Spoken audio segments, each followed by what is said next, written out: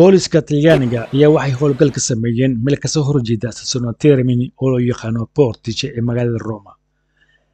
Ayaa laga saaray dad darbajiif ah oo sanooyinkii la soo dhaafay ku soo qulqulay dalka Talyaaniga. Booliskan dalkan oo fara badan ayaa hareeray halkii ay jiifnayeen dadkaas soo galtooyga ah oo jiifnayeen wadada hareeraheeda muddo dheer.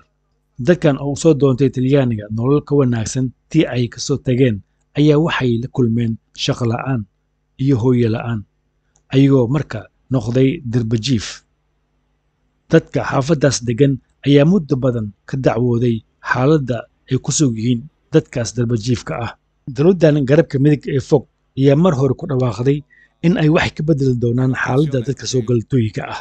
Haddaba madaxa booliska Talyaaniga ayaa ku hanjabay in uu ka sifeyn doono magaalada Roma dadka darbajiifka iyo kuwa dariiqa taagan. Maxamed Roberto, Universal TV, Roma. Intensità del traffico, la forte presenza